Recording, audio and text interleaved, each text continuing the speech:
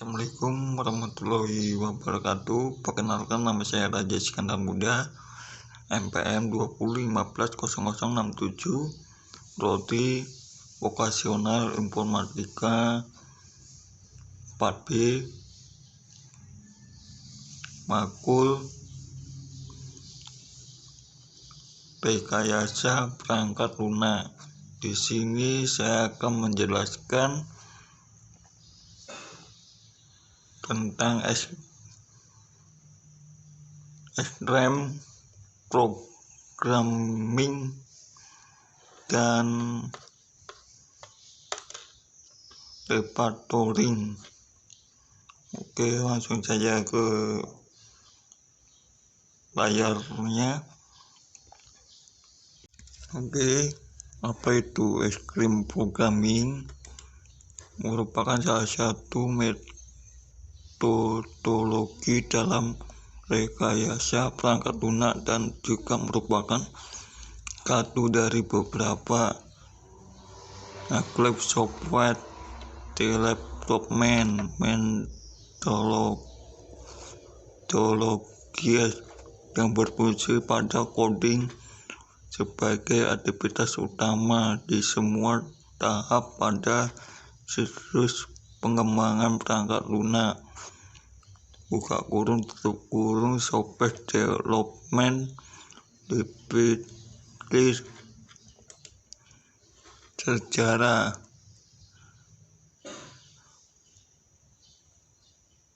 Atau yang biasa dikenal dengan XP. Ini adalah sebuah metodologi yang diciptakan oleh Cat Beck ketika mengenai sebuah proyek dari register yang dikenal dengan C3. Proyek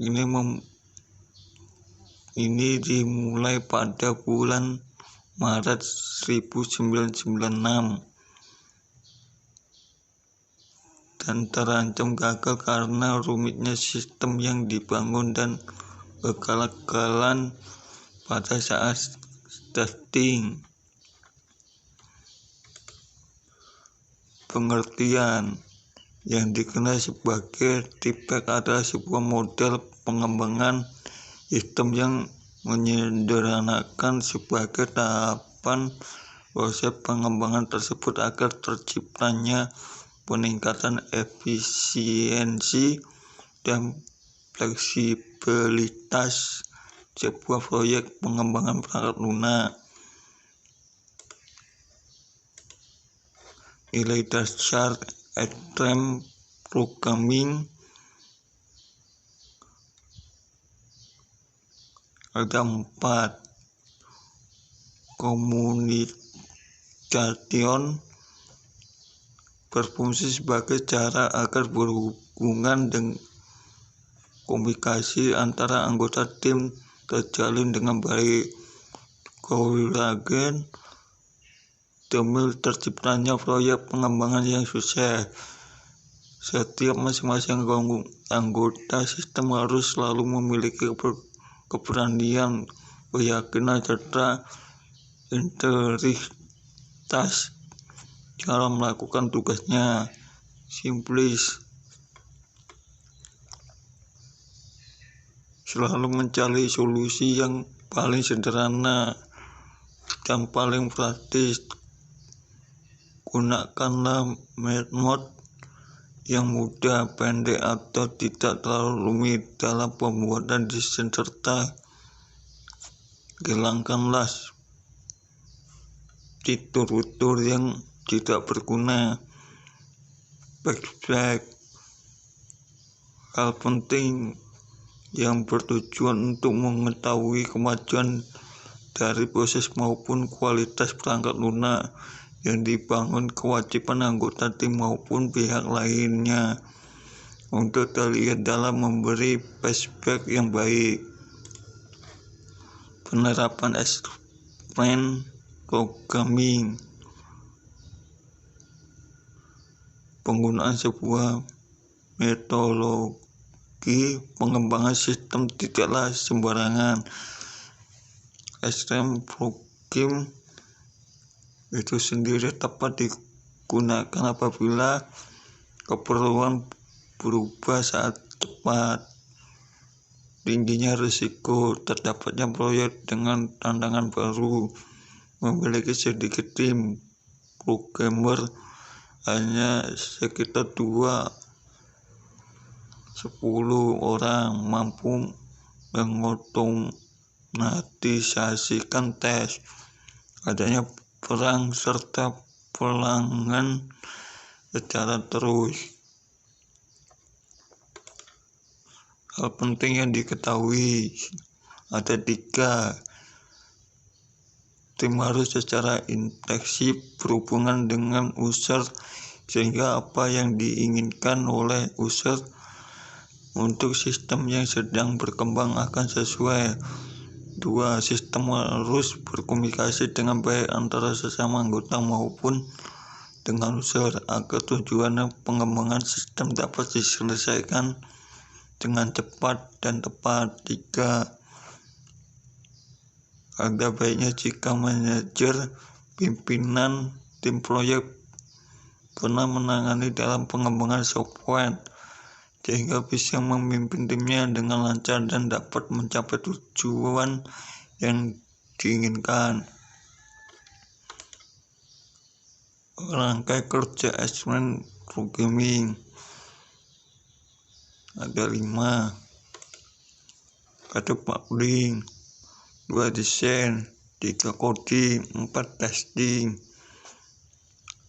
Apa keuntungan dan kerugiannya?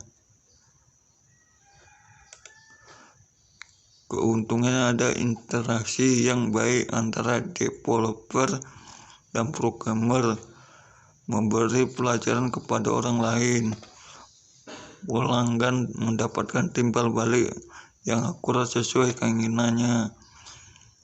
Developer tidak bekerja secara berlebihan. Kekurangannya hanya menjalani satu proyek dan dijalankan oleh satu tim saja. Developer harus dan mereka mendapati perubahan yang harus mereka jalani secara dinamis. Tidak dapat dikerjakan jika developer saling terpisah. Tidak memiliki dokumentasi formal yang dibuat selama pengembangan. Satu-satunya dokumentasi adalah dokumentasi awal yang dilakukan oleh user. Kedua, refactoring. Apa refactoring?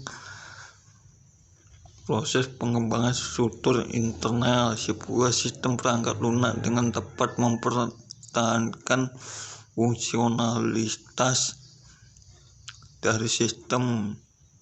Refactoring merupakan proses memperbaiki desain setelah coding. Latar belakang dasar kemunculan refactoring paling sulit mendapatkan sebuah rancangan yang benar pada iterasi pertama pengembangan sistem, dan ketika ada perubahan pada sistem maka desain juga perlu diubah. Keuntungan, ukuran program lebih kecil, struktur yang membingungkan, transformasi ke struktur yang lebih sederhana yang lebih mudah dipelihara dan dimengerti. Tujuan refactoring membuat program kurung perangkat lunak menjadi lebih mudah dimengerti dan dimodifikasi. Berbeda dengan optimasi, walaupun juga hanya mengubah struktur internal dengan fungsional tetap. Optimasi membuat program lebih susah dimengerti tetapi lebih cepat. Mengapa perlu refactoring? memperbaiki desain perangkat lunak. Tanpa refactoring, rencana bisa rusak ketika ada perubahan terhadap sistem perangkat lunak.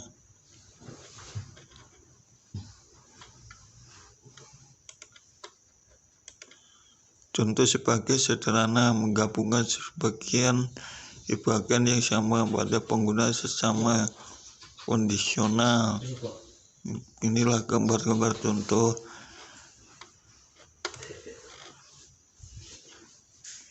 Prinsip: ada anggapan bahwa menghabiskan waktu implementasi dan menyebabkan penyelesaian proyek terlambat. Bagaimana membuat refactoring aman? Pertama, gunakan pola-pola refactoring. Martin Fowler memberikan nama pada pola-pola. 2. Lakukan tes. Setelah tes harus dilakukan. Jika tes memberikan hasil gagal, maka berarti refactoring telah merusak program dan harus diperbaiki dulu sebelum ke tahap selanjutnya.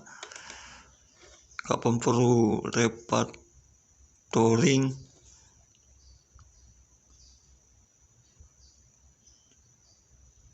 The rule of green.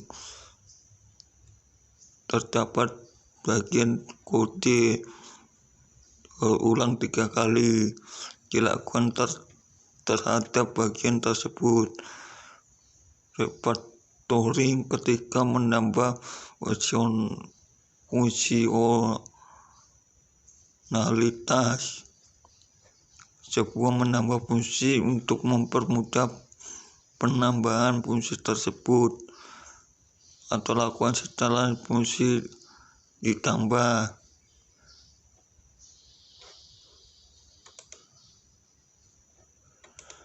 Sekian dan terima kasih. Apabila ada kata salah penyampaian, tutup. Assalamualaikum warahmatullahi wabarakatuh.